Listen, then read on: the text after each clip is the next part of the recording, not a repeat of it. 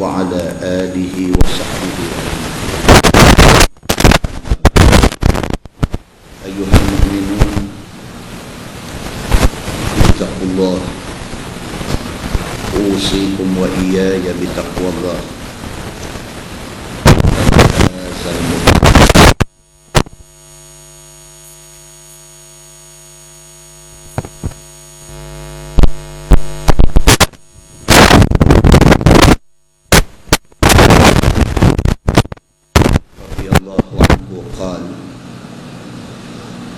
ذكر عبد الله بن مسعود عند عبد الله بن عمرو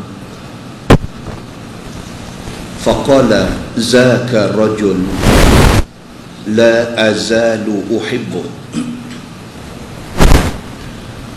سمعت النبي صلى الله عليه وسلم يقول خذوا القرآن من أربعة من عبد الله بن مسعود فبدأ به وسالم مولى أبي حذيفة ومعاذ بن جبل وأبي بن كعب أو كما قال حديث صحيح رواية البخاري.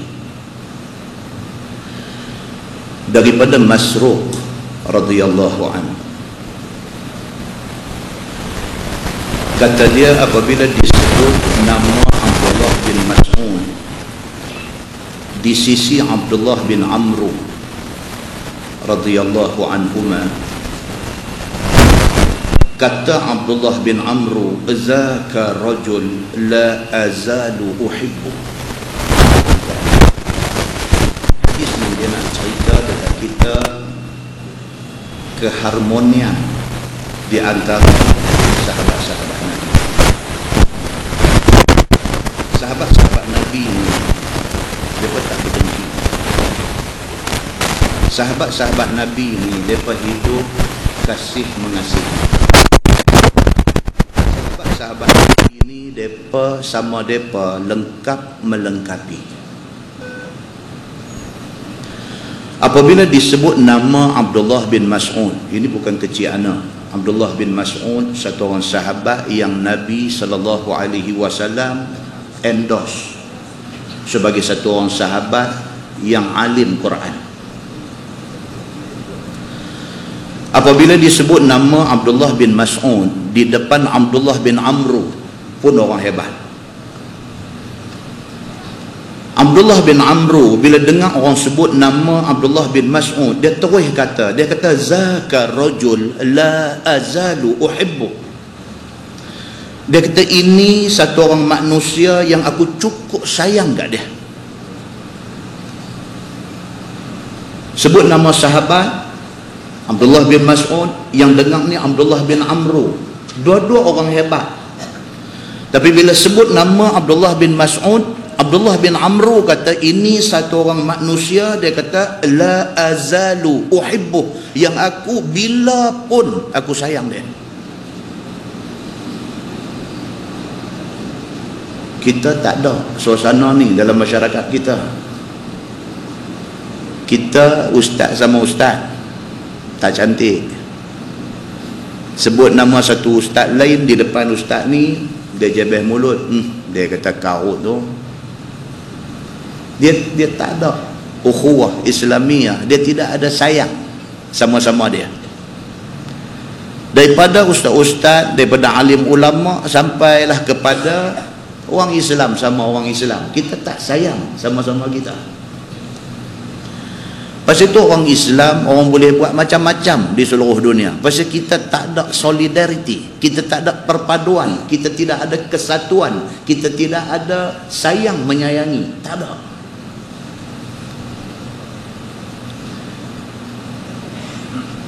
Kata Abdullah bin Amr, sami'tu an-nabiy sallallahu alaihi wasallam yaqul khuzul Quran min arba'ah. Abdullah bin Amr kata, aku jadi sayang dekat Abdullah bin Mas'ud ni pasal apa? Pasal aku dengar Nabi SAW ada bersabda, Nabi kata kalau hampa nak ambil Quran, ambil daripada 4 orang ni. min Abdullah bin Mas'ud fabada'a bihi. Nabi sebut mula sekali Abdullah bin Mas'ud. Nabi kata, hampa sahabat-sahabat ada ni, kalau hampa nak mengaji Quran, kalau hampa nak faham Quran, kalau hampa nak reti Quran, hampa ambil daripada 4 orang ini. Nabi kata, ini endorsement, ini satu pengesahan daripada Nabi akan kebolehan 4 nama yang nak disebut sekali lagi. Kalau yang hampa nak belajar tu Quran, kalau yang hampa nak reti tu Quran, kalau yang hampa nak alim tu ilmu Quran, Nabi kata ambil daripada 4 orang ni. Yang pertama Abdullah bin Mas'ud, Nabi kata. Wa Salim maula Abi Huzaifah. Kalau nak belajar Quran, belajar daripada Salim maula Abi Huzaifah. Kalau nak belajar Quran, wa Muaz bin Jabal, belajar daripada Muaz bin Jabal, Nabi kata. Wa Ubay bin Ka'ab. Dan kalau nak belajar Quran, belajar daripada Ubay bin Ka'ab. Ini 4 orang, kalau hampa pergi belajar Quran, memang betul apa yang hampa ambil daripada mereka. Muslimin dan muslimat yang dirahmati Allah sekalian. Siapa dia mereka 4 orang ni? Sehingga kan mereka ni tersenarai di dalam senarai orang yang menerima darjah kebesaran Allah dan Nabi SAW. Ni disenaraikan di dalam satu senarai penerima darjah kebesaran Allah. Bila Nabi sebut, maknanya itu Allah suruh sebut. Abdullah bin Mas'ud tak payah sebut, ini manusia, Nabi SAW disebut ini manusia, Allah faqihkan dia tentang hal agama dan Quran. Siapa Salim maula Abi Huzaifah? Satu orang yang berasal daripada hamba. Salim maula Abi Huzaifah, dia ni asal-asal hamba, bukan orang merdeka, orang yang dijual beli di pasaran. Penghulu dia, tuan punya dia, yang memiliki batang tubuh dia, Abu Huzaifah. Bila Abu Huzaifah dengar Nabi SAW menganjurkan supaya orang yang ada hamba, bebaskan hamba, Abu Huzaifah bebaskan Salim ini. Bukan setakat dia bebaskan Salim hamba dia ni, dia merdekakan Salim dan dia bagi Salim ni menikah dengan anak menakan dia.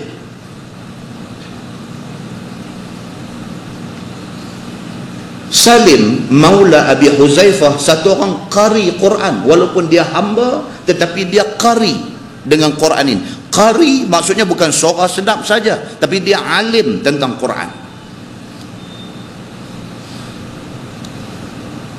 Dia menjadi imam Masjid Quba untuk sekian lama. Kita duduk di Mekah, duduk di Madinah. Bila kita sampai di Madinah, di antara masjid yang kita mesti kena ziarah ialah Masjid Quba.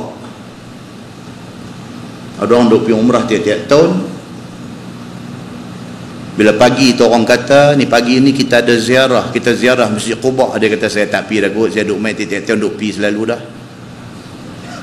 Dia tak tahu kata Nabi SAW duduk di Madinah. Nabi yang duduk di Madinah itu every Saturday, tiap-tiap hari Sabtu Nabi pergi semayang di Masjid Quba. Pasal apa? Pasal Masjid Quba itu masjid ussisa ala taqwa, yang dibina, asas pembinaan dia di atas rasa taqwa kepada Allah, dan dia masjid pertama yang Nabi diri.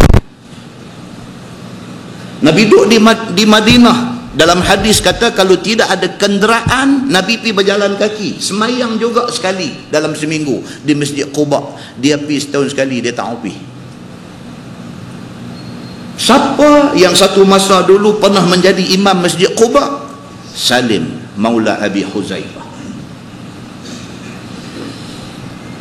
Sewaktu perang Yamamah, kalau kita baca dalam sejarah, perang Yamamah ni perang yang berlaku di antara Islam dan juga golongan murtad. Salim maula Abi Huzaifah turun di dalam perang Yamamah ini apabila orang yang dipertanggungjawabkan bawa bendera Islam di dalam perang itu Zaid bin Khattab. Apabila dia tewas di dalam perang itu, bendera hak dia bawa tu duk terbang nak jatuh, Salim Maula Abi Huzaifah disambak dengan tangan kanan dia. Pasal apa? Pasal bendera itu adalah simbol kepada pasukan Islam.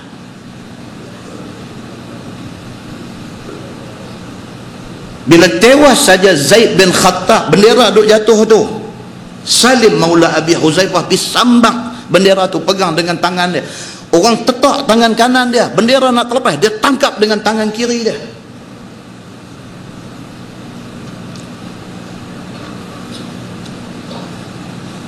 Dan perang Yamamah itu berakhir dengan matinya Musailamah Al-Kazzab, orang yang mengaku jadi nabi palsu ini.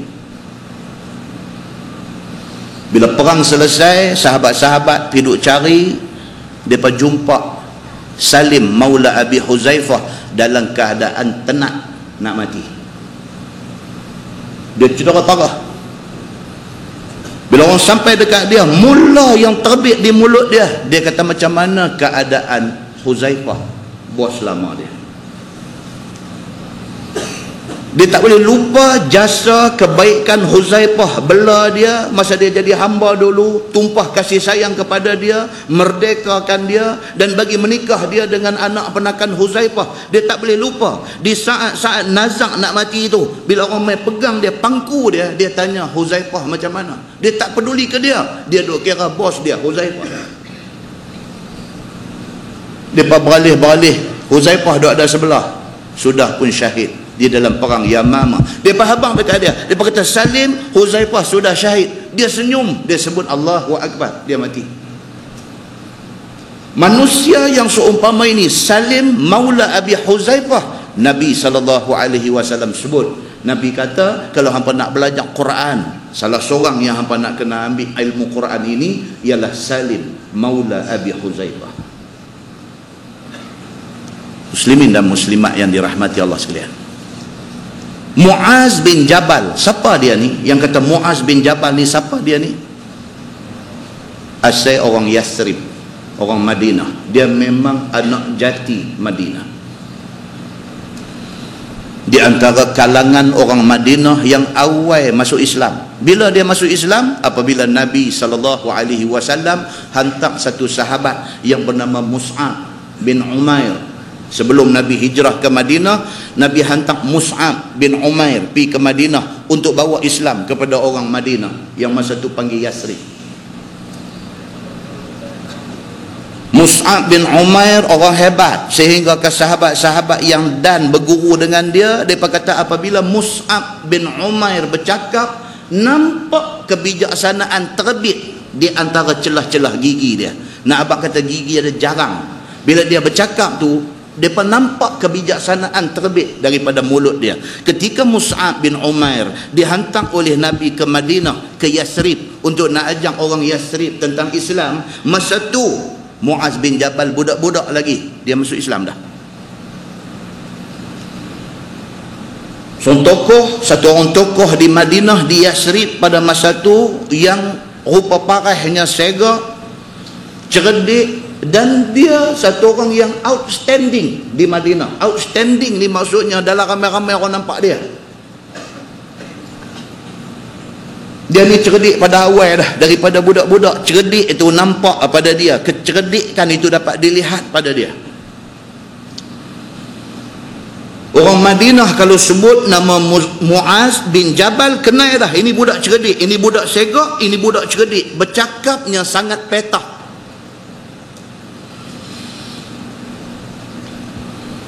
Dia bukan sahaja alim dalam agama, bahkan dia qari dalam Quran. Dan dia satu orang yang disebut oleh Nabi SAW sebagai satu orang yang sangat faham tentang halal dan haram.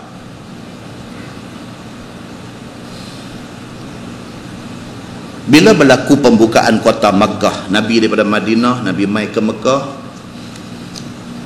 Kemudian Nabi nak balik ke Madinah, Nabi suruh Muaz tinggal di Mekah untuk dijadikan guru kepada penduduk Makkah. Ini orang hebat. Bahkan kemudiannya dia dipilih oleh Nabi SAW untuk dihantar ke Yaman untuk nak bawa Islam ke Yaman. Sebelum Nabi SAW hantar dia ke Yaman, Nabi kata dekat dia,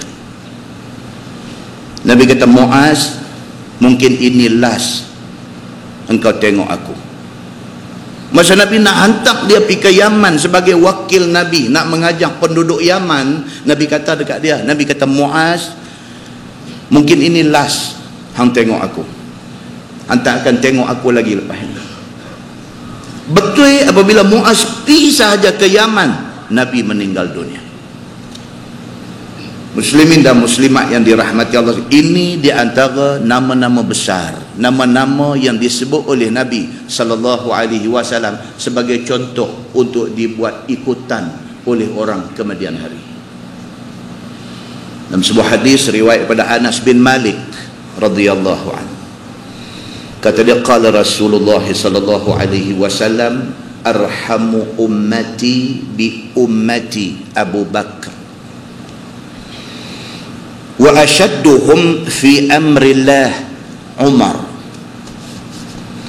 wa asdaquhum hayaan Utsman wa a'lamuhum bil halali wal haram Mu'adz bin Jabal wa afraduhum Zaid bin Thabit wa aqra'uhum Ubay wa likulli ummatin amin wa aminu hazihi al-ummah Abu Ubaidah bin al-Jarrah atau kama qala, hadis sahih riwayat Imam At-Tirmizi. Anas bin Malik kata, Nabi SAW bersabda, Nabi kata, orang yang paling belah kesian kepada sama-sama umat Islam ialah Abu Bakar As-Siddiq. Nabi ni, dia nak abang dalam hadis ni, kata Nabi ni dia kenal sahabat dia ni, dia kenal sungguh-sungguh. Kita, bini kita pun kita tak kenal sungguh-sungguh. Bini kita pun kita tak kenal sungguh-sungguh. Dia boleh duk jual kita sekupang dua duit. Bini boleh duk jual laki hari ni. Pasal apa? Pasal kegagalan laki kenai bini. Abang, la ilaha illallah, dia hantar saya pergi kursus pula lagi seminggu. Allah, saya yang ni yang saya tak suka ni. Padahal dia ada cerita lain di sana dengan laki-laki lain. Jadi dalam masyarakat hari ini, pasal apa jadi macam tu? Kegagalan kita mengenal isteri kita sendiri. Kita tak kenal anak kita sendiri. Anak kita boleh jual kita sekupang dua duit. Ayah, abang kena pergi sekian, dia pembohong kita. Pasal apa? Dia pun salah, kita pun salah. Kita gagal kenal dia. Kerana tu kita duk kena pembohong dengan dia. Nabi SAW satu orang Nabi yang mempunyai sifat fatanah, sifat bijak, cerdik. Nabi dia kenal, bukan sahaja keluarga dia, sahabat-sahabat dia kenal. Sehingga kan Nabi boleh sebut, Nabi kata, arhamu ummati bi ummati Abu Bakar. Orang yang paling belah kesian kepada umat aku ialah Abu Bakar As-Siddiq. Dia mempunyai sifat belah. Dia tak boleh, dia baru bismillah ayat mata dia derah dah. Dia tak boleh. Rajulun, buka satu laki-laki kuat menangis. Wa asyadduhum fi amrillah Umar. Nabi kata yang tegas dalam hal yang melibatkan agama Allah, hukum Allah, perintah Allah, Umar Al-Khattab. Nabi kata. Wa asdaquhum hayaan Utsman. Nabi kata orang hak paling malu, hak paling pemalu, Utsman bin Affan. Tuan-tuan, kita dah cerita di masjid ni, hari Utsman nak kena bunuh dengan pemberontak yang mai kepung rumah dia. Untuk pertama kalinya Utsman pakai seluar panjang. Tidak pernah diriwayatkan oleh siapa-siapa kata Utsman ni pakai seluar, tak ada. Tapi hari dia dikepung kampung nak dibunuh oleh orang yang memberontak, yang tak puas hati, yang termakan dengan fitnah, yang ditabung oleh musuh terhadap Osman ni. Hari itu dia pakai seluar.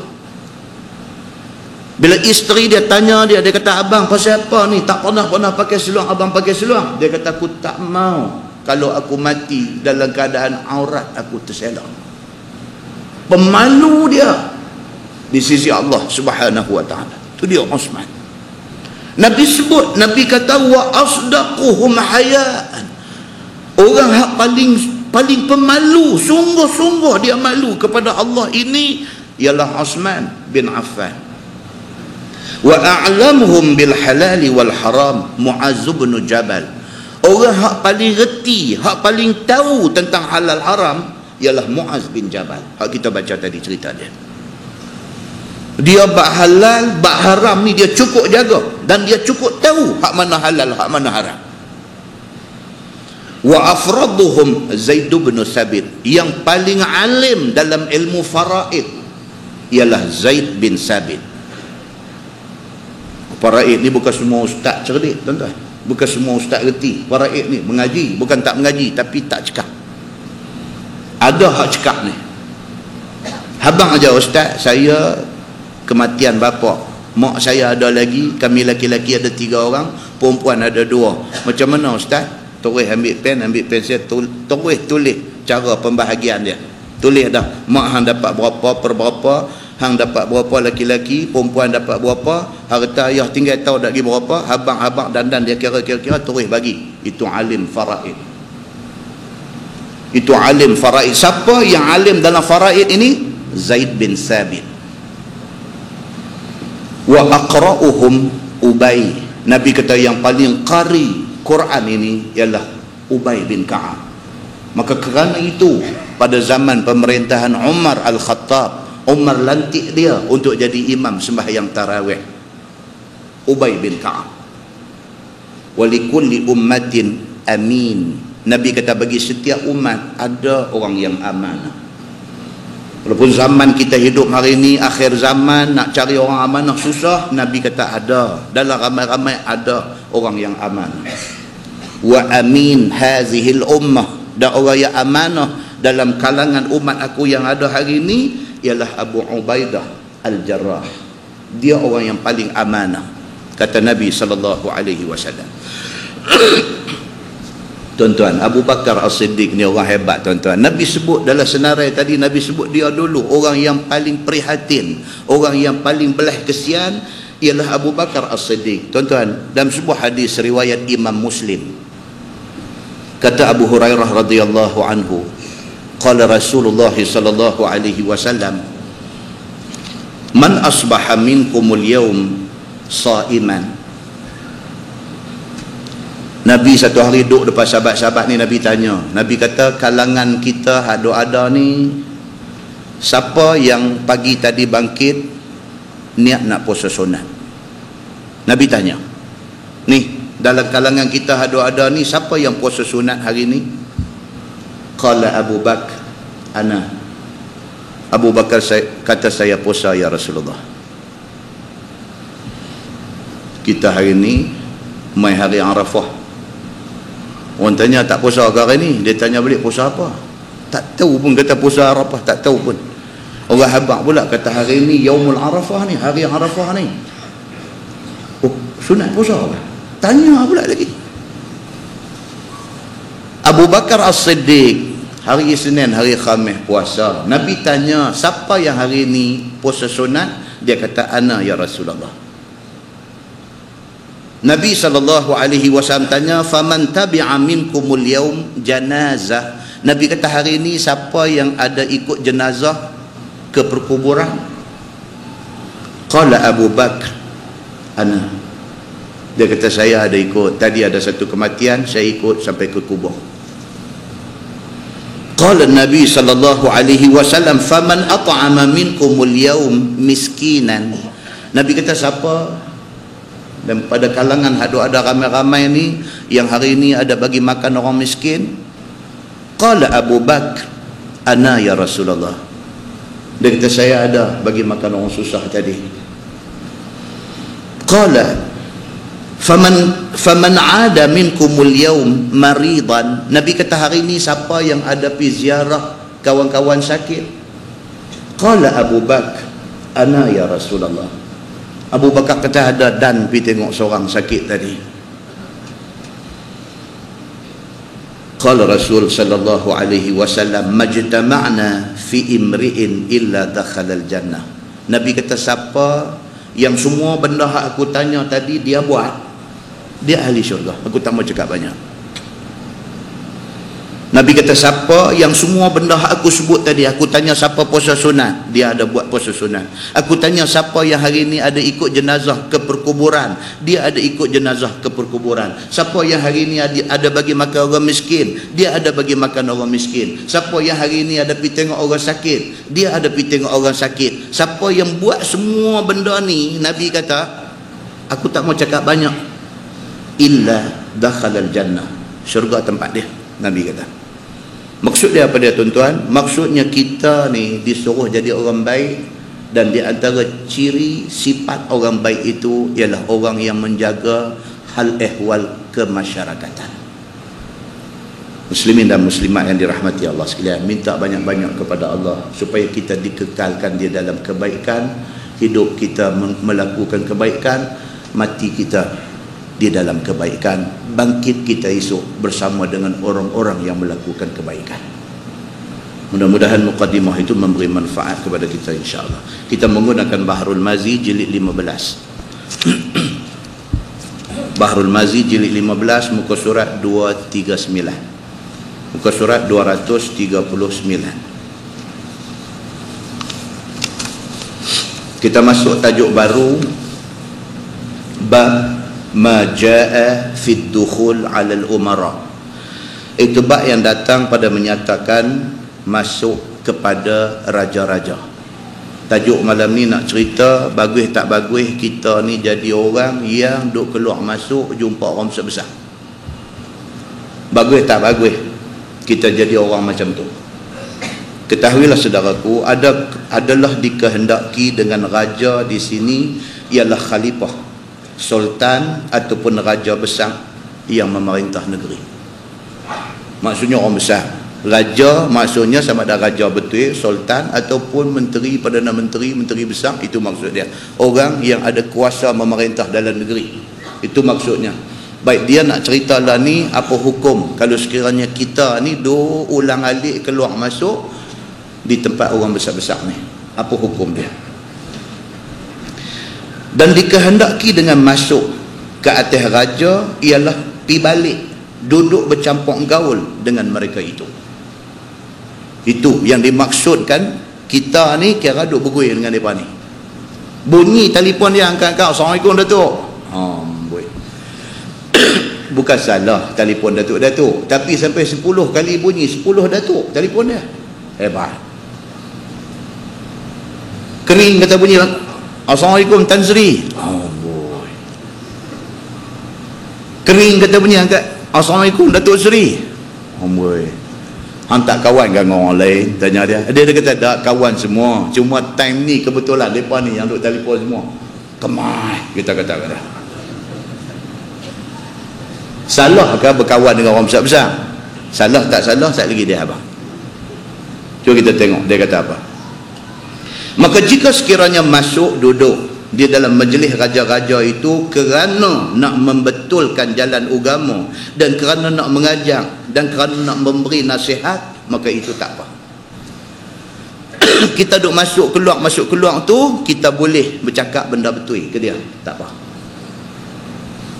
Kita masuk jumpa dia pasal apa saja, boleh peluang sembang-sembang sekali dengan abang kata Datuk, Allah semalam saya pergi masjid semalam, mereka baca hadis pasal apa, tak apa. Pasal Datuk sibuk tak dan mai, cucu Datuk tolong abang, tak apa. Maknanya kita pergi dekat dia, kita boleh bawa satu ilmu bagi dekat dia. Dia dengar-dengar, oh betul ke yang tu apa, Quran ke hadis ke? Kita kata hadis. Hadis riwayat siapa? Datuk ni kata, kita abang hadis Bukhari Datuk. Oh bagus, boleh tak cari kat saya hadis tu? Kod-kod lah saya pergi bercakap di mana-mana, boleh saya petik hadis tu. Satu ilmu kita boleh bagi kat dia. Tapi bila masuk jumpa dia, duk tanya Datuk, tak ada projek apa kahwin. Yang tu karut. Ataupun lagi karut, dia masuk pergi, dia kata apa? Datuk baru ni, oi tengok Datuk maki depa bagus dia kata saja saya maki. Bagus tu, muduk buh kasar lagi. Yang tu lagi karut. Pasal apa? Dia menambah karut Datuk tu lagi. Ramai hak jenis macam ni, pi nak abang kata bagus, benda hak kau tu buat tak bagus, dia pi doa abang bagus. Bagus tu, patut depa ni mau ajar macam tu. La haula wala quwata illa billah. Terkadang-kadang masuk jumpa orang besar-besar kerana nak menyampaikan nasihat, nak mengajar agama dan sebagainya, terkadang menjadi wajibiah, kadang-kadang wajib.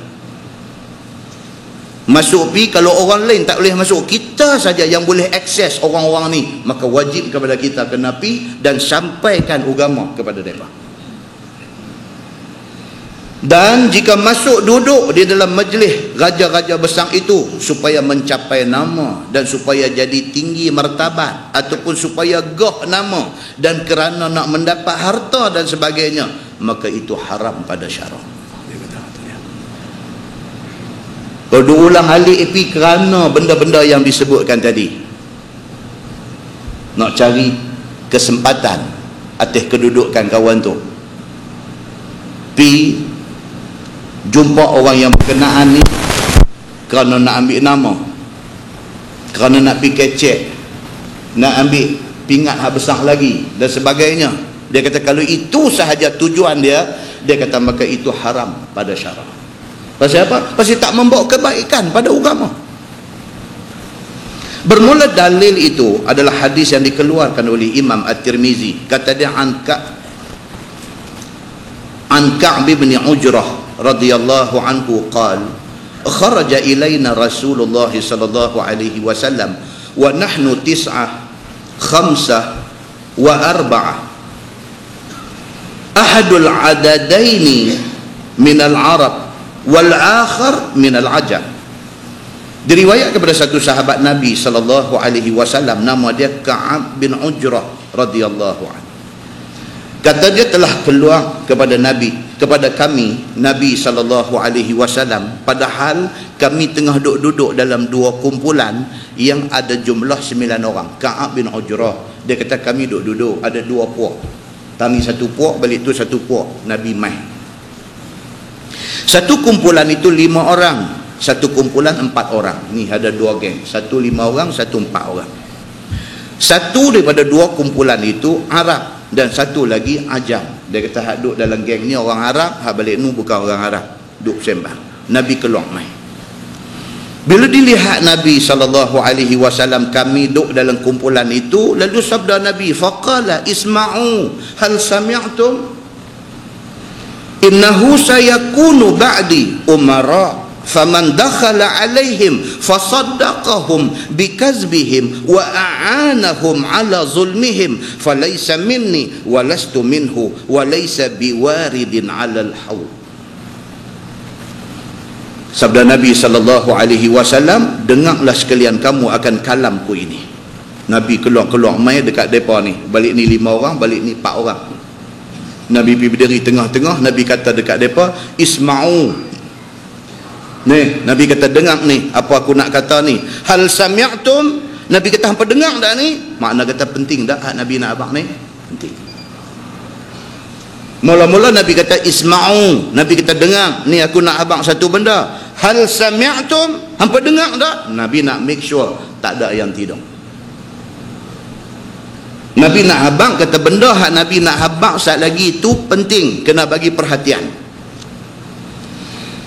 Maka jawab mereka itu, kami dengar dan kami taat ya Rasulullah. Oh, dia kata kami dengar dan kami janji apa juga yang Tuan abang kami akan taat. Sabda Nabi SAW, adakah mendengar sekalian kamu akan kalamku ini? Jawab mereka, kami dengar dan kami akan junjung ya Rasulullah. Sabda Nabi, bahawa sesungguhnya kelak akan jadi kemudian daripada wafat aku, ganti orang yang mengkepalai orang Islam itu ialah raja-raja yang beradat, yang berperangai mereka itu menyamun kerjanya. Nabi abang di depan 9 orang ni. Nabi kita dengar baik-baik ni pun abang kat hamba. Nabi kata selepas wafat aku esok ni, kendian hari esok ni, orang hak nak mai jadi ketua, nak jaga hampa ni penyamun, dia kata. Weh, kasar hadis ni, patut baca tak patut baca? Kasar ni. Nabi kata lagu tu. Nabi kata baik-baik, selepas wafat aku esok-esok ni, orang hak naik pegang amanah menjadi ketua yang menjaga orang-orang Islam ini, sebahagian daripada mereka ni beradat mereka itu penyamun. Nabi kata mereka ni nanti jadi penyamun, berebut nak pegang jawatan ni pasal apa? Pasal nak samun kekayaan negara. Berebut nak pegang jawatan ni bukan nak berkhidmat kepada masyarakat, berebut ni pasal nak kaya. Alhamdulillah tak jadi lagi di Malaysia ni. Yang tu patut kita bersyukur. Ni hak Nabi sebut 1400 tahun dulu ni, Nabi sebut ni, alhamdulillah tak jadi lagi kat kita lah ni. Yakni siapa gagah daripada orang Islam itu dan berkuasa ia memerintah, naik dia dengan sendirinya jadi raja dan memerintah semua orang dengan suka hatinya sendiri sahaja. Nabi kata esok ni pemimpin hak nak naik esok-esok ni, lepas aku tak ada esok ni, mereka naik dapat kuasa, dia membujuk lalu melentang patah. Seorang mau baca hadis ni kan? Maka tidak dengan kesukaan orang besar dan pahlawan muslimin dan sekalian rakyat menaikkan akan mereka itu, mengaku akan dia pemimpin dengan pilih mereka itu, maka apabila telah naik seorang itu menjadi raja dengan yang demikian itu, maka sudahlah keluar dia daripada jalan syarah. Dia dilantik oleh rakyat yang memilih dia. Bila dia naik, dia langgar habis agama ni semua. Maka peringatan kepada orang yang nak memilih, jangan pilih orang yang macam ni, dan peringatan kepada orang yang dah dipilih, jangan berkelakuan begini. Itu Quran, itu hadis. Kita bila dengar ni nak ambil iktibar tu. Semua orang hak pilih pun kena ambil iktibar. Aku kena pilih orang yang tak ada sifat Nabi sebut ni. Orang hak dah dipilih ni, dia kena ingat, aku jangan jadi macam yang Nabi sebut ni. Aku tak mau jadi pemimpin yang nak mengaut kekayaan negara atas amanah yang diberikan. Dan diperintahkan sekalian orang itu menurut hawa nafsunya. Dia perintah, dia ikut nafsu, tidak ikut Quran, tidak ikut hadis, tidak ikut agama. Dan diperintah harta baitul mal itu sebagaimana kehendaknya. Duit zakat pun dia pakai suka hati dia. Dia jadi ketua, dia pegang kuasa dalam negeri, dia ambil duit zakat, beli jersey bola sepak bagi dekat orang. Pun alhamdulillah tak jadi di Malaysia ni. Dia lupa kata itu duit zakat. Dia lupa kata duit zakat itu channel dia kepada asnaf zakat. Dia lupa Quran sudah bagi tahu innamas sadaqat lil fuqara wal masakin. Dah bagi tahu satu-satu asnaf tu. Dia lupa termasukkah jersey bola di dalam asnaf itu. Muslimin dan muslimat yang dirahmati Allah sekalian. Mereka kata di Zimbabwe jadi benda ni. Maka tidak menurut sebagaimana hukum syarak itu. Maka siapa masuk atas mereka itu, yakni pi balik kepada pemimpin yang seperti itu, duduk bercampur dengan mereka di dalam majlis mereka itu, serta membenarkan akan segala karut-karut mereka itu yang keluar daripada jalan syarak itu, maka tidaklah diterangkan salahnya. Dia masuk pi bukan nak terang benda-benda betul suruh apa betul dah, benda salah suruh apa betul, dan tidak ditunjukkan jalan hukum Allah mereka itu, bahkan ditolong akan perkara segala rakyat demikian itu atas berbuat zalim diri. Dia masuk pi bukan nak bawa kebaikan kepada orang tu dah, dia masuk pi menganjurkan lagi karut yang dikatakan harus pada syarak mengerjakan apa yang berbetulan dan bertentangan dengan hawa nafsu raja besar yang demikian itu. Bukan dia pi nak habaq kata benda ni haram pasal ini Quran, ini hadis kata haram. Tak. Dia masuk pi, orang besar kata dekat dia, ni saya nak buat benda ni, hang pi cari dalil kata boleh. Dia pergi jadi lagu tu. Sepatutnya dia masuk pi kena habaq, benda ni tak boleh buat. Dia kata, bos, benda ni tak boleh buat. Pasal apa? Quran tak bagi buat. Benda ni tak boleh buat pasal hadis kata tak boleh buat. Tak, dia masuk pi, bos dia kata kat dia, ni saya nak buat benda ni, saya tak mau dengar ni haram-haram semua, hang pi cari dalil kata boleh. Balik buka kitab sampai terbalik kuang duk cari ni, nak bagi boleh apa yang kau tu mau. Jahanam orang yang macam ni. Muslimin dan muslimat yang dirahmati Allah. Maka bukanlah orang yang pergi balik kepada raja dengan yang demikian itu daripada orang yang mengikut jalan aku. Nabi kata kalau mereka ni dapat peluang duk bercampur dengan orang besar, mereka tidak nasihat orang besar bagi jadi elok, sebaliknya mereka pergi duk sokong karut yang orang besar ni duk buat, mereka ni bukan orang yang mengikut jalan aku. Nabi kata. Dan tiada ia datang minum di telaga aku pada hari akhirat esok, minum yang boleh menghilangkan dahaga. Nabi SAW kata apa? Akibat yang akan menimpa orang ini ialah apa? Esok di hari akhirat dia ada satu haud, satu telaga Nabi. Orang yang macam ni, Nabi kata jangan dekat dengan telaga aku.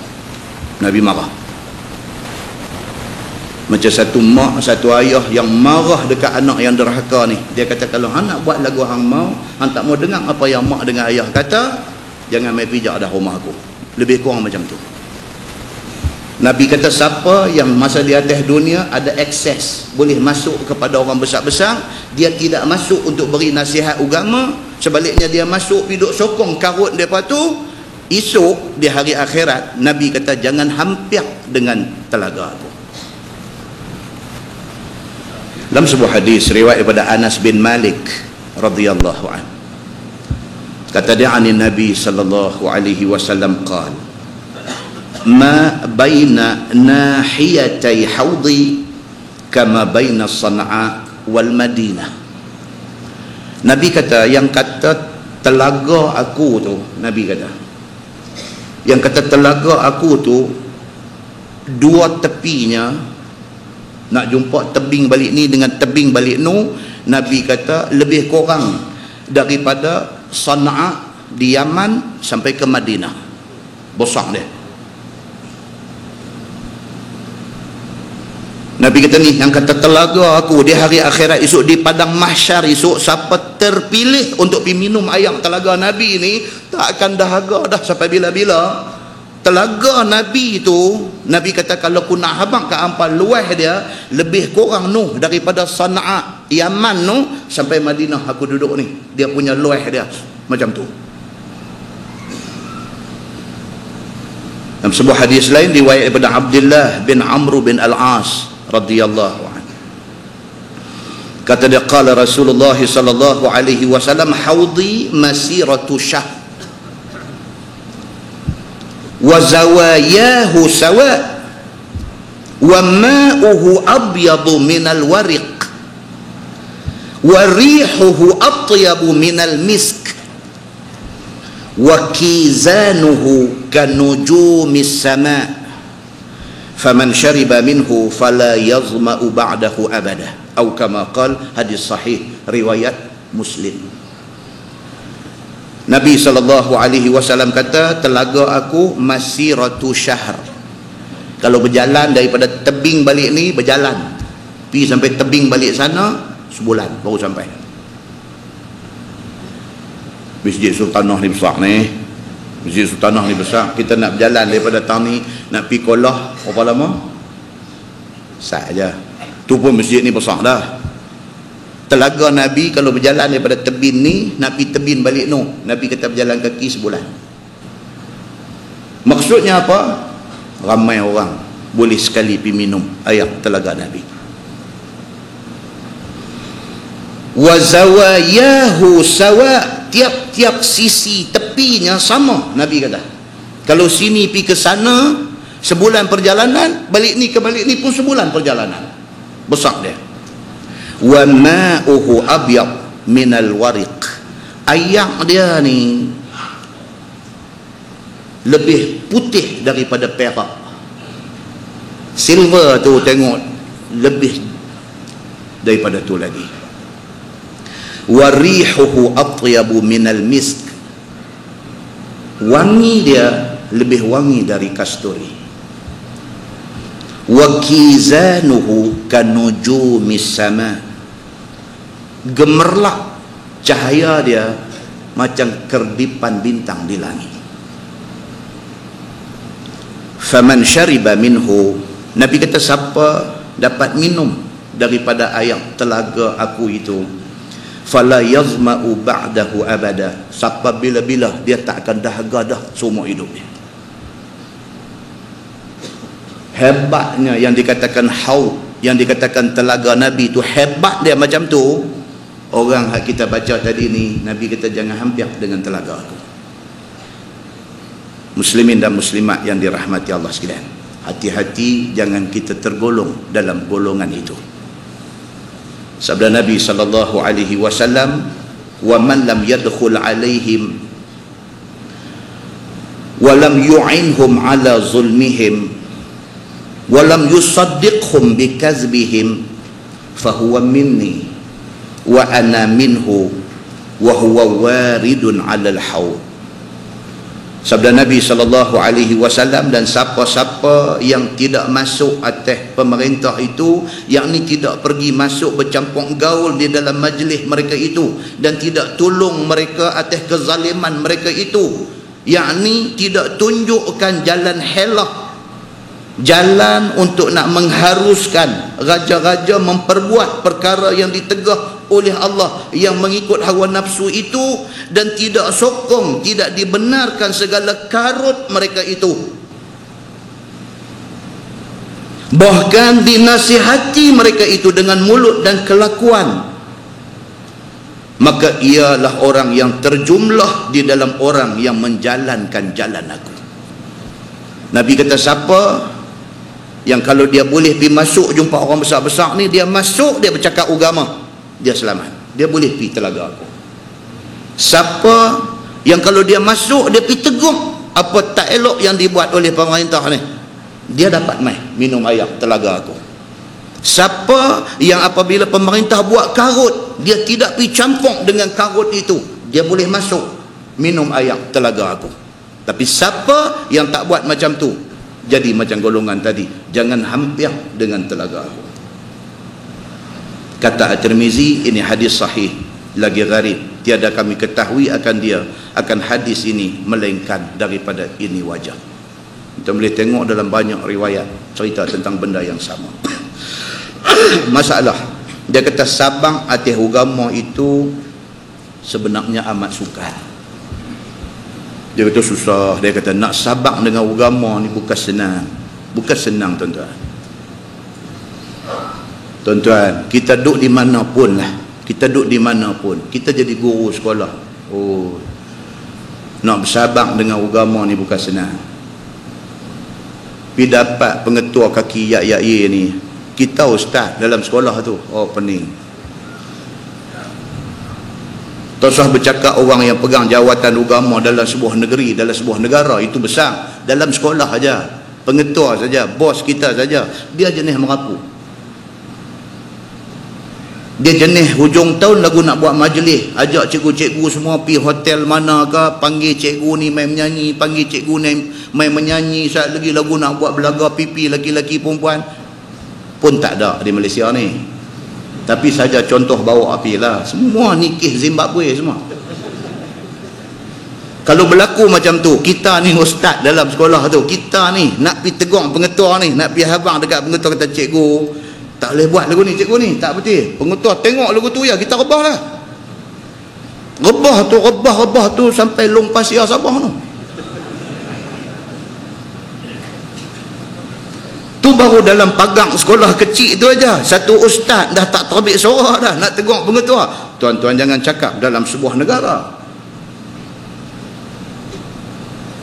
Orang-orang agama ni bukan tak tahu kata benda tu tak boleh, merekam ni, tapi nak habang lagu mana? Takut mereka dekat Presiden Zimbabwe ni. karut Zimbabwe ni.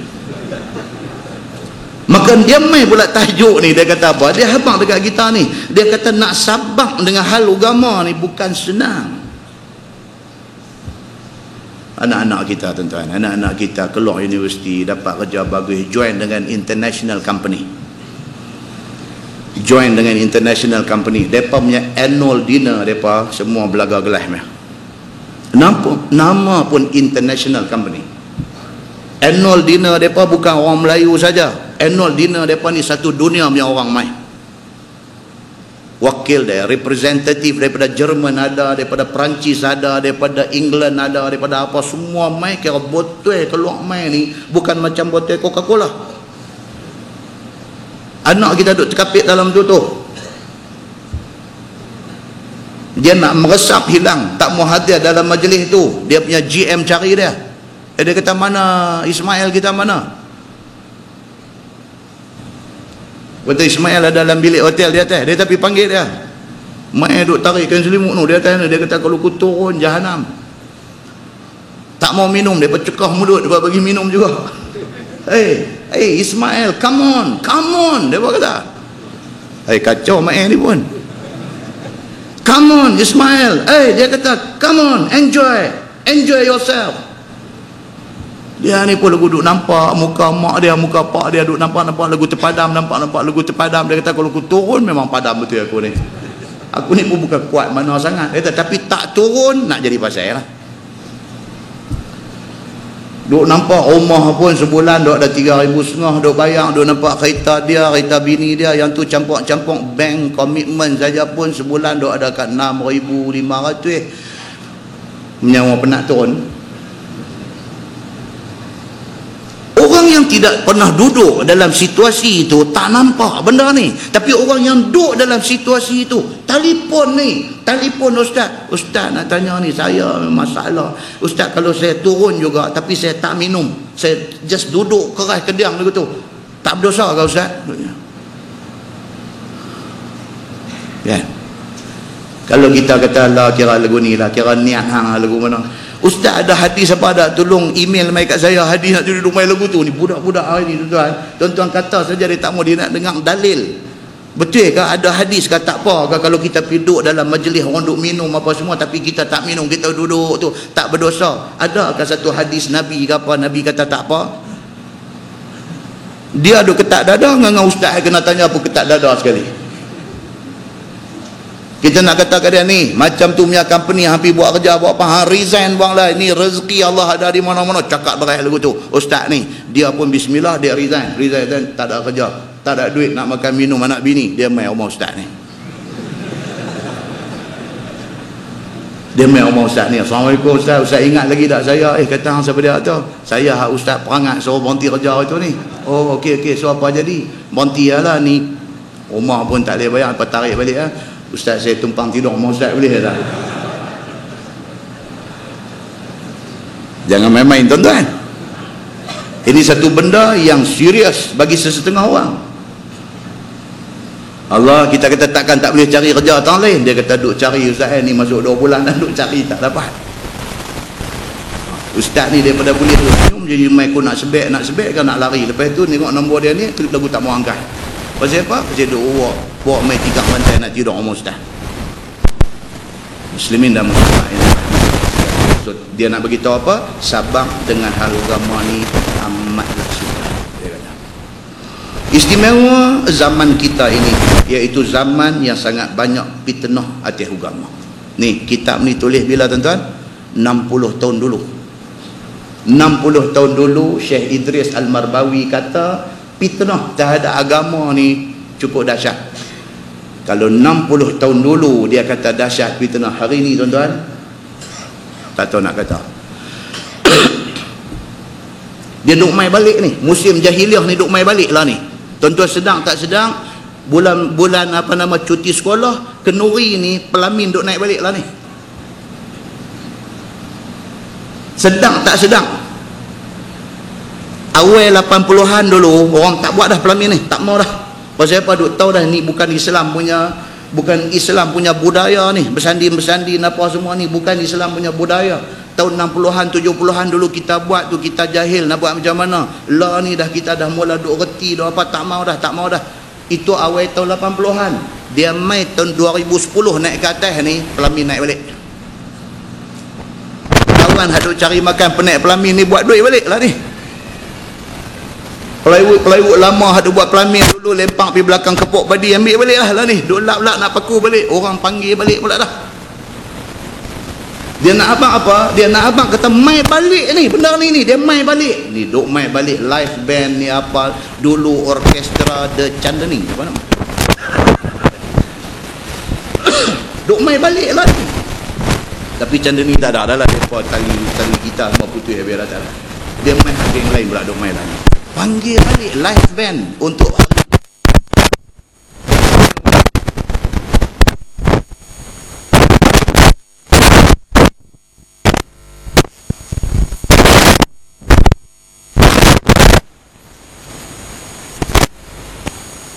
tahun 70-an.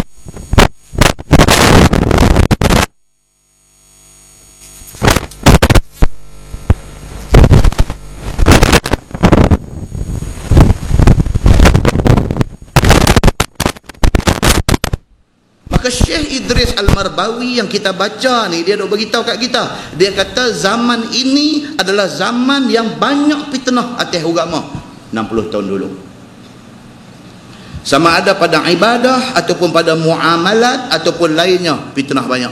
Dalam hal ibadat pun celaru, betul-betulnya lagu mana. Hari ni orang boleh tanya soalan tu. Satu orang nak pergi Mekah, dia mai tanya soalan kecil ya, tapi jadi satu kuman dalam kepala dia. Dia tahu, ustaz ni saya nak turun minggu depan ni. Oh, kita kata ahlan wa sahlan biduyuf, bagailah hajjan mabrura. Kata dah yang tu tak apa, ni nak tanya ni tawaf ni ustaz, ni masa tawaf ni, dia kata betul-betul nak mula tawaf tu kena niat ke tak? Tu benda ibadat. Nak mula tawaf tu kena niat ke tak? Makna dia tak sure, dia tak pasti kena niat ke tak kena niat. Kalau kata kena niat, apa nas dia? Pendapat imam mazhab mana yang kata kena niat? Oh ni kata lagu ni, orang ni kata lagu ni. Pening ustaz, saya nak turun minggu depan dah, khusus haji 3 tahun dah pergi. Tu satu, dia kata satu. Ada berapa soalan ni? Kata satu lagi, dia kata satu lagi tawaf ni, kita start daripada penjuru Hajar Aswad. Okey, kita jalan. Ni rukun Yamani ni ustaz ni, dia nak tanya. Rukun Yamani ni kita nak kena angkat tangan dekat dia ke tak kena? Kan? Bila kita tanya soalan tu malam ni, kawan hadupi banyak kali dah pun dah mula turun ke bawah dah. Aku pun tak apa nak sure, tapi takkan hadupi duk angkat. Kita tanya. Pasal saya tanya satu ustaz tu kata no, dalam hadis dia cuma cerita kata Nabi istilam. Bila Nabi sampai di rukun Yamani, Nabi istilam dengan tangan kanan dia tanpa kucuk. Habis kalau kita duduk jauh, adakah kita nak kena angkat tangan? Ustaz tu kata tak ada dalam hadis cerita kata angkat tangan dekat rukun Yamani ni, tak ada dalam hadis. Saya tanya ustaz satu lagi, dia kata ada, angkat siap dengan lagu tu sekali lagi. Dia kata saya pun confused ni nak turun minggu depan ni, dia kata. Nampak tuan-tuan? Ini yang dikatakan apa? Fitnah dalam hal ibadah. Yang ni jadi confused, yang ni jadi tak clear, yang ni jadi keliru, yang ni jadi tak sure, yang ni jadi tak pasti. Nampak? Benda ni semua boleh selesai dengan mengaji. Kalau kita boleh luang masa kita duduk dalam majlis ilmu, baca hadis, baca huraian dia, tengok mazhab apa kata apa, mazhab kita faham benda tu secara jelas dan kita tak jadi kelang kabut bila nak turun pergi Mekah buat haji. Punya kalutnya orang yang pergi Mekah buat haji, buat umrah ni, sampai kita tengok orang perempuan bila selesai tawaf, sa'i, lepas sa'i dia nak bertahallul. Bagi orang yang buat umrah, bila dia nak tahallul perempuan ni, lepas habis sa'i yang ketujuh, dia ada di Marwah sana nak tahallul potong rambut ni, depan khalayak ramai laki-laki yang bukan mahram dia ni, angkat tudung nah bagi kawan kerat. Rambut tu apa? Rambut tu aurat. Itu aurat dia. Laki-laki tak apalah bila sampai di Marwah tarik rambut kerat. Perempuan dia nak kena kerat rambut, tapi dia kena pastikan dia duduk di tempat yang terpelihara aurat dia. Piduk mana-mana tempat sama-sama perempuan baru kerat, ataupun balik ke hotel baru kerat. Agak dia sama naik dengan laki-laki piduk nak kerat di Marwah tu, sedangkan rambut orang perempuan itu aurat. Tuan-tuan pergi sana tengok ramai tak ramai ada buat lagu tu di Marwah. Ramai. Kecelaruan di dalam ibadah. Muslimin dan muslimat yang dirahmati Allah sekalian, ini yang Syekh Idris Al-Marbawi nak abang dekat kita ni, yang dia nak bagi tahu. Begitu sekali orang yang ada di dalam masyarakat pada hari ini keliru tentang hal-hal yang menyangkut tentang ibadah, tentang muamalat dan sebagainya. Sekiranya tidak seorang yang berpegang atas agama itu dengan kurnia Allah dan taufiknya, maka tentulah tiada sempat mengerjakan sembahyang dan berzikir dan berdoa. Itu dia kata punya fitnah dahsyatnya akhir zaman ni, kalau tak betul-betul kuat, sembahyang pun tinggal. Kenuri aja tak sembahyang. Kalau tak betul-betul kuat agama ni, sembahyang ni memang halai balai betul. Tak kalut dengan semayang ni. Semayang ni betul-betul semayang waktu rajin aja dia semayang, waktu tak rajin dia tak semayang, waktu tak kalut dia semayang, waktu kalut dia tak semayang. Kadang-kadang kita jadi mak pak tua-tua ni, bila anak kita yang dah berumah tangga kerja balik main rumah ni, mata kita ni duk perhati tengok aja dia semayang ke tak lagi ni. Tengok masa dah nak habis dah baru tanya, kakak semayang dah lagi asam? Ada lagi, baru nak lari pergi ambil semayang. Punya tak ambil beratnya semayang ni. Kita pun naik cuak. Lepas maghrib lagi duduk di dapur ni, mak dia duduk tanya kakak ni, mak tanya kakak betul-betul ni, kakak duduk semayang dah? Mak tanya, semayang awak kak tak semayang pula? Kata ada, yang tadi apa sampai nak masuk maghrib kakak tak semayang asar lagi? Dah tadi terlupa, dia kata semayang terlupa. Mak ni mulalah sambil duk potong apa ni, duk abah, kakak dulu ayah susah, kakak hantar kakak pergi mengaji, ungkit balik. Kakak bukan mengaji sekolah biasa tau. Kakak daripada sebelum masuk sekolah dah masuk taski, dah masuk pasti. Kakak dah mengaji agama kakak. Ayah bagi masuk sekolah rendah Islam dulu kakak. Jangan buat macam ni kakak. Semayang ni penting kakak. Dia kata mak sudahlah. Saya bukan tak semayang, saya semayang. Mak jangan duk. Nampak tuan-tuan? Tak risau ke kita mak bapak bila tengok anak macam ni? Muslimin dan muslimat yang dirahmati Allah sekalian. Dengan sebab apa pergi jadi macam tu? Dengan sebab nak menerkam kerja, mengumpul dunia dan mau kaya.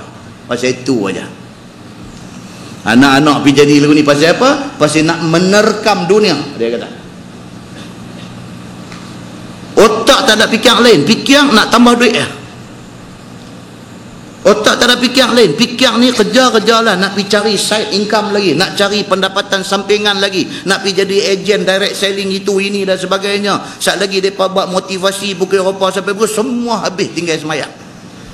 Bukan semua, tapi ramai. Muslimin dan muslimat yang dirahmati Allah sekalian. Ataupun kerana mau bersukaria dan kerana nak turut hawa nafsu, dan juga kerana nak turut teman handai yang sebaya. Pasal kawan punya pasal. Hak kita bagi dekat dia daripada taski dulu, sekolah rendah Islam dan sebagainya, sampai peringkat universiti, dia ubah channel, dia masuk bidang profesional, dia pergi jadi accountant, dia pergi jadi lawyer, dia pergi jadi engineer, dia pergi jadi apa. Sedangkan asas kita dah bagi cantik dah, sampai di peringkat tu terpadam habis yang asas ni. Pasal apa? Pasal nak menerkam dunia, dia kata. perkataan yang digunakan oleh Syekh Idris Al-Marbawi, menerkam dunia, dia kata. Muslimin dan muslimat yang dirahmati Allah sekalian. Dan jika sekiranya tidak dengan pertolongan Allah, tentulah pencarian dalam hal kehidupan itu semuanya haram dan syubhat. Kalau tak kerana Allah tolong, habislah, membojok lalu melentang patah, haram halal pun dia tak kenal dah, dia redah semua sekali. Nasib baik Allah tolong dia. Allah tolong dia, bagi teringat juga sekali sekala, teringat juga sekali sekala, maka dia jadi elok sikit hari ini. Muslimin dan muslimat yang dirahmati Allah, dengan kerana mendapatkan makan minum dan pakaian dengan tipu dan bohong dan memakan harta orang dengan jalan haram itu, menuntut harta dengan riba, berhutang dengan riba, duduk di dalam rumah yang haram, berjalan di tempat yang haram, pergi datang semuanya haram. Dia kata ada orang hidup macam tu, hidup dia ni keliling semua sumber haram. Wal'iyazubillah, ada orang macam tu. Rasuah ni menjadi wajib bagi dia. Dia dah set dah hidup dia tu, gaji sekian banyak, rasuah sekian banyak, dia campur dua tu, itu keperluan dia, keperluan bulanan dia. Bila tak dapat yang tu, dia tak boleh hidup. Rasuah sudah menjadi makanan harian dia. Anak bini dalam rumah membesar dengan duit rasuah tu. Muslimin dan muslimat yang dirahmati Allah sekalian.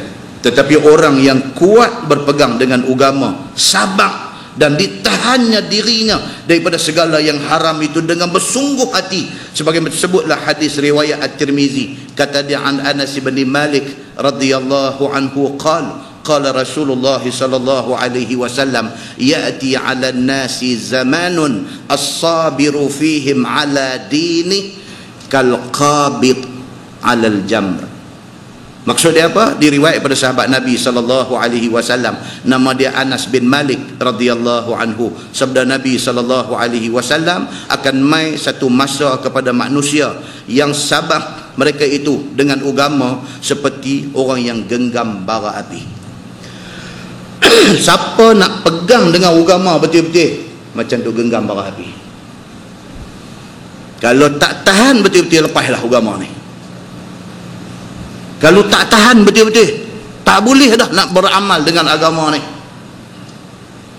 Umpama Nabi kata, orang yang nak pegang dengan agama di akhir zaman ni macam orang genggam bara api, yakni sehabis-habis susah dia berpegang dengan syarak itu dan mengibaratkan sebagaimana orang yang pegang bara api. Kata At-Tirmizi, ini hadis gharib. Itu dia. Muslimin dan muslimat yang dirahmati Allah sekalian, Anas bin Malik yang riwayat hadis ni, dia sahabat yang menjadi apa nama, orang kanan Nabi. Kita dah cerita banyak dah pasal Anas bin Malik ni. Di antara sahabat yang mati umur tua, dalam setengah riwayat kata dia mati umur 103 tahun. Anas ni, Anas bin Malik, anak kepada Ummu Sulaim ni, yang kita cerita banyak kali dah ni. Dia mati umur 103 tahun.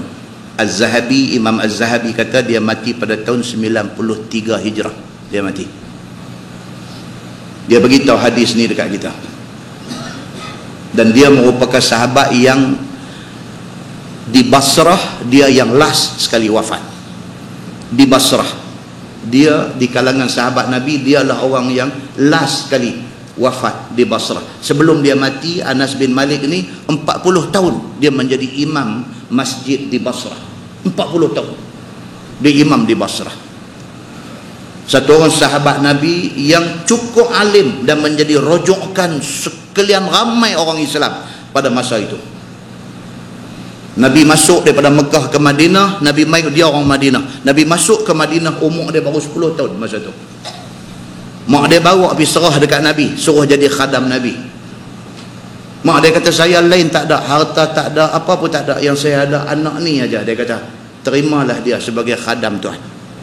Umur baru 10 tahun. Nabi duduk di sana 10 tahun. Umur dia 20 tahun. Nabi wafat. Dia hidup lagi sehinggalah umur 103 tahun. Lepas dah Nabi wafat, dia hijrah ke Basrah. Dia jadi imam di Basrah 40 tahun. Dia mati di Basrah. Dia beritahu dekat orang, dia kata Nabi SAW beritahu menjelang akhir zaman, siapa nak pegang dengan Islam sungguh-sungguh, dia ibarat orang yang kena genggam bara api. Kalau tak tahan, lepas dah agama ni. Kalau boleh tahan, syurga duduk nanti.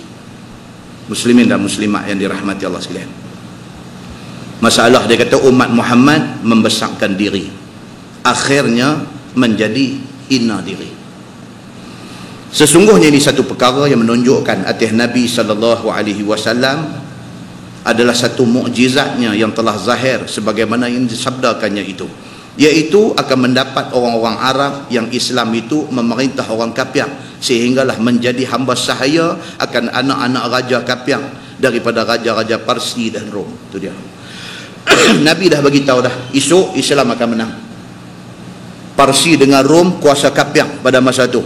Nabi kata esok Islam akan memerintah, anak-anak raja Rom, anak-anak raja Parsi akan jadi kuli hamba. Nabi habaq.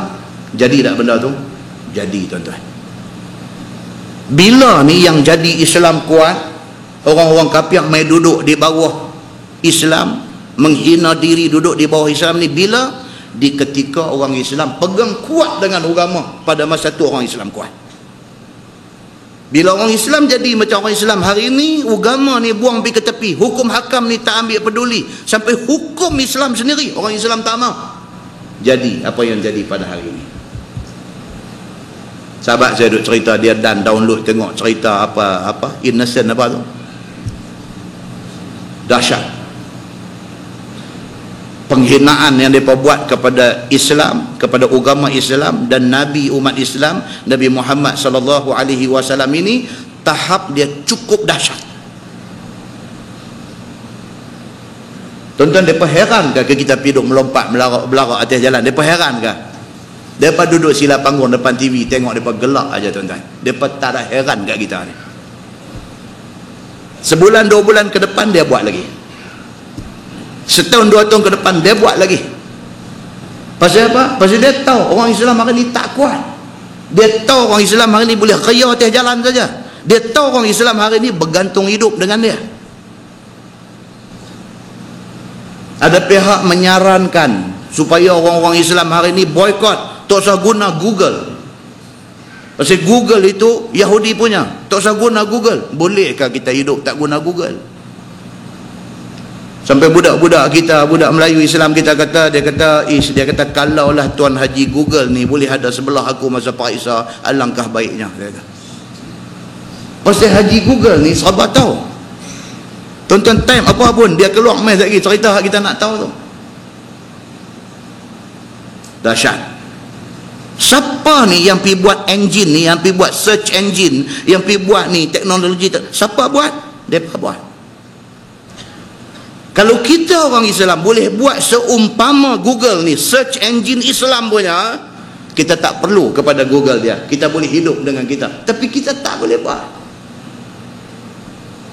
Pasal apa? Pasal orang Islam dengan mentaliti dia, mentaliti consumer. Kita punya mentaliti ni pengguna, bukan pencipta. Kita tak reti nak mencipta benda, kita tahu guna aja. Itu sebab kalau raya orang Melayu, raya orang Islam ni, Cina tutup kedai. Itu sedang tak benda ni duk jadi? Raya kita, Cina pergi cuti. Mereka masa tu lah nak pergi Genting Highland, nak pergi Cameron Highland, nak pergi mana, mereka cuti masa tu. Kata buka raya hampa, pasal apa yang hampa cuti? Dia kata kalau buka pun tak ada orang beli, pasal orang raya semua. Maknanya duk beli ni kita. Raya dia tak tutup kedai, dia buka kedai. Pasal apa? Pasal raya dia pun kita nak pergi beli. Tak sedar benda tu, kita tak sedar, kita renung balik baru kita nampak, oh tu dia yang kata orang Melayu, orang Islam ni tahap dia, tahap tu. Pusing satu bandar ni nak cari orang Islam gunting rambut, tak ada. Sedar tak? Kalau start ni kuat ramai tak tahu, tak ada. Pusing habis ni, tak mana kedai orang Islam buat kedai gunting rambut, tak ada. Pasal apa? Pasal kita tak menjadi peneraju kepada bidang-bidang ini. Raya Hindu, surat abang tak ada. Pasal apa? Pasal hadut distribute surat abang kebanyakan mereka. hak beli kita. Bila kita marah dekat Yahudi, duk hina Islam, kita marah ni, kita lompat dia jalan ni, itu saja yang kita boleh buat. Tapi kalau tak buat, tak boleh. Mereka tak heran terus kat kita. Kita tak tunjuk kemarahan kita, tapi takat buat tu saja, mereka tak heran kat kita. Tak jejah pun dia. Takkan nak bakar bendera. Bendera tu pun hampa beli, bukan kami beli. Dia kata hampa beli, betul hampa bakar, duit hampa juga hampa bakar. Mereka boleh fikir macam tu. Muslimin dan muslimat yang dirahmati Allah sekalian, ini kedudukan orang Islam bukan di Malaysia, seluruh dunia. Begini keadaan dia. Sedangkan hak kita duk baca malam ni, Nabi SAW bagi tahu dekat sahabat-sahabat dulu, Nabi kata apa? Satu hari isu Islam akan pegang power. Anak-anak Raja Rom, anak-anak Raja Parsi akan menjadi hamba-hamba. Dia kata. Nabi abang lagu tu. Maka dengan kerana itu, sudahlah pula orang Arab itu besar diri dan bermegah-megah dan banyak nikmat yang dikurniakan Allah. Bila dah betul apa yang Nabi kata, orang Islam jadi berkuasa, lupa diri. Lupa diri. Pasal apa? Pasal kuasa kita pegang. Pasal apa? Pasal semua kita kata doa dalam tangan kita, kita kontrol, kita lupa diri. Maka semua pun duk hidup dengan besar diri, bermegah-megah dengan nikmat yang dikurniakan Allah. Dalam keadaan dia bersedap di dalam nikmat itu, bangkit pula hamba sahaya daripada anak Persi dan anak Rom, hantam balik tuan dia orang-orang Arab ini. Akhirnya apa? Orang ambil balik kuasa itu, kapiak kontrol balik dunia ni. Sebab pasal orang Islam ni cepat sangat lupa diri. Muslimin dan muslimat yang dirahmati Allah, sehinggalah dapat dikalahkan dan menjadi mereka itu memerintah apa yang sebelumnya diperintah oleh orang Islam. Mereka take over habis. Marah ni mereka ni hantar balik negeri, baru mereka tahu mereka balik negeri kita nak beli di kedai siapa. Pasal apa? Pasal semua kedai mereka punya. Sedang tak sedang mereka punya. Tanya saja the store siapa punya, tanya ni siapa punya, tanya ni siapa punya, ni siapa punya. Semua hak orang punya, bukan hak kita punya. Tanah kita pun dulu hak kita punya, dulu lah hak mereka punya. Ni doa abang ni dulu ni berapa relung ni semua tanah Tok Wan hang ni abang. Anak kita pun kata, oh Tok Wan kaya lu ayah tu. Ni semua Tok Wan hang punya ni. Anak tanya lah siapa punya? Alah mereka punya lah. Lagu tu yang doa ada. Muslimin dan muslimat yang dirahmati Allah, bermula sekalian itu telah berlaku.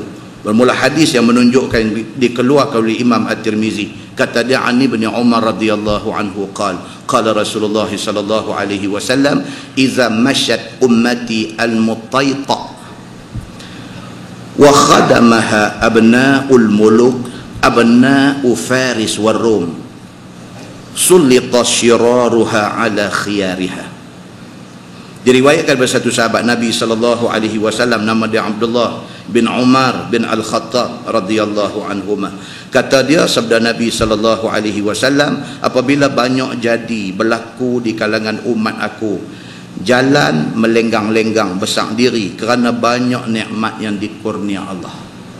Tuan-tuan nampak hadis ni 1400 tahun dulu Nabi kata, apabila orang Islam ni berasa dia duduk dalam comfort zone, orang putih kata duduk dalam zon selesa. Pasal apa? Pasal Malaysia ni negeri kita, kita duduk dalam zon selesa. Pasal apa? Pasal anak kita dapat keputusan tak apa elok pun dapat universiti. Pasal apa? Pasal kita payah-payah ada subsidi. Pasal apa? Bila kita duduk dalam keadaan macam tu, terlalu comfort, terlalu selesa, terlalu bergantung hidup kepada orang. Bila kita duduk dalam keadaan macam tu, kita lemah. Tuan-tuan tengok orang Islam duduk di Singapura, kuat tak mereka? Oh, orang Islam Singapura, tuan-tuan pergi tengok yang kata masjid di Singapura. Oh, hebat tuan-tuan. Mereka masjid mereka ada kompleks. Masjid mereka ada kompleks. Masjid keliling ni ada klinik, ada klinik gigi, ada mini market, ada barber shop, kedai gunting rambut, ada kedai rempah cabai, ada restoran, ada keliling tu. Saya tanya, saya kata ni yang duk menjaga ni siapa? Budak-budak ni dulu pergi mengaji atas beasiswa masjid. Masjid bagi beasiswa kat budak-budak ni, mereka pergi mengaji, pergi buat medik, pergi buat perubatan, balik mai buka klinik dalam masjid.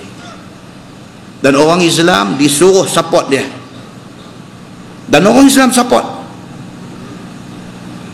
Sewa, masuk balik kat masjid, masjid rolling balik duit tu, bagi lagi kepada anak orang Islam di masa depan. Pasal apa mereka boleh buat macam tu? Pasal apa? Pasal mereka minoriti di Singapura.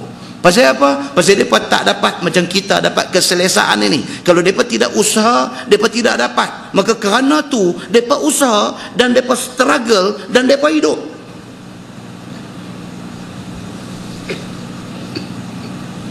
Tuan-tuan faham lah ni apa hal kita nak abang? Oi, penat tuan-tuan, nak abang benda ni penat. Penat. Kita hari ni semangat ni nak suruh anak kita ni. Kita tengok Tok Guru ni Aziz, kita syok kat dia. Kita nak anak kita jadi macam dia. Hantar bagi mengaji sekolah rendah Islam. Yuran tak bayar. Macam mana sekolah tu nak hidup? Cikgu-cikgu dia kalau hari-hari lillahi ta'ala lelah lah cikgu tu. Cuba yuran jangan duk tergelincang, bagi lagi sumbangan ke atas. Kata yang ni yuran, yang ni ayah saya bagi. Budak-budak duk main macam tu. Sekolah ni, oh tuan-tuan, bila ada duit ni macam-macam boleh buat. Aduh sakit ni apa, semangat tu tinggi, sumbangan itu korang. Pi hutang di kedai orang Islam, kalau tak bayar tuan kedai tegur sikit, ingat sampai mati yo. Dia pergi hutang kedai Cina, Cina maki dah tak bayar. Dia kata, alah tak okey, janganlah marah saya tu macam. Tak apa. Tuan-tuan, bercakap tentang sikap ni, sambung kuliah subuh esok tak habis. Sikap kita ni, sikap kita tu kena ubah tuan-tuan. Ini yang dia dulu beritahu ni. Apabila umat Islam ini, kata Nabi SAW, iza masyat ummati al-mutayta, apabila berjalan umat aku ni, mutayta maksudnya melenggang-lenggang seronok, macam orang senang, macam orang kaya, tak gaduh buat kerja banyak, duit duk ada. Apabila orang Islam main sikap macam ni, mengambil semua benda take for granted, ambil sambil lewa. Apabila orang Islam sikap macam ni dan menghadam akan dia, yakni menjadikan hamba sahayanya anak-anak raja dan anak raja Parsi dan Rom. Pada masa tu dia hidup senang, sampai anak orang kafir mai jadi kuli dia, nescaya akan dikerasi dan dikalahkan dia oleh orang-orang yang hina itu, akan orang-orang pilihan itu. Nabi kata apa? Hampa duk ralit, esok orang ni, esok dia makan hampa. Muslimin dan muslimat yang dirahmati Allah sekalian. Dan diperintahnya dan jadi kepala pula. Satu hari dia take over, dia bos dalam negara kita. Tanah tumpah darah kita, negeri bertuah, dulunya nama tanah Melayu. Tiba-tiba satu hari kita menjadi kuli di tanah ayam kita sendiri. Inilah yang berlaku di Palestin. Palestin itu bumi Arab. Palestin, Israel ni main menumpang tumpuk aja. Tiba-tiba hari ini mereka yang menentukan baik buruk nasib anak pribumi Palestin. Bunyi macam menteri cakap mana. Muslimin dan muslimat yang dirahmati Allah sekalian, kata dia ini hadis At-Tirmizi, ini hadis gharib. Wallahu a'lam. Lepas ni insya-Allah kita masuk raja perempuan memerintah negeri, negeri tidak akan maju. Dia kata pula dah. Dia kata kalau orang perempuan naik jadi ketua, tak maju negeri itu. Insya-Allah kita tengok apa kupasan agama terhadap tajuk ini. Betulkah orang perempuan ni tak boleh jadi ketua? Ketua yang macam mana tak boleh? Ketua yang macam mana boleh? Kalaulah sekiranya kata ada boleh itu. Nah, kita tengok akan datang raja perempuan kalau memerintah negeri tidak akan maju. Kita akan tengok hadis dia insya-Allah. Wallahu a'lam. Kita tangguh dengan tasbih kafarah dan suratul Asr. Asyhadu an la ilaha illa anta. Bismillahirrahmanirrahim. Innal insana illa allazina amanu wa 'amilus salihati. اللهم صل على محمد في الأولين والآخرين وسلم رضي الله تبارك وتعالى عن سادتنا أصحاب سيدنا رسول الله أجمعين. بسم الله الرحمن الرحيم. الحمد لله رب العالمين حمدا يوافي نعمه ويكافئ مزيده. يا ربنا لك الحمد كما ينبغي لجلال وجهك الكريم وعظيم سلطانك. رضينا بالله ربا وبالإسلام دينا وبمحمد نبيا ورسولا. اللهم افتح علينا فتوح العارفين وارزقنا فهم النبيين بجاه خاتم المرسلين. اللهم فقهنا في الدين وعلمنا التأويل واهدنا صراطك المستقيم. اللهم أرنا الحق حقا وارزقنا اتباعه وأرنا الباطل باطلا وارزقنا اجتنابه. اللهم اجعل جمعنا جمعا مرحوما وتفرقنا من بعده تفرقا معصوما. وصلى الله على محمد وعلى آله وصحبه وسلم والحمد لله رب العالمين.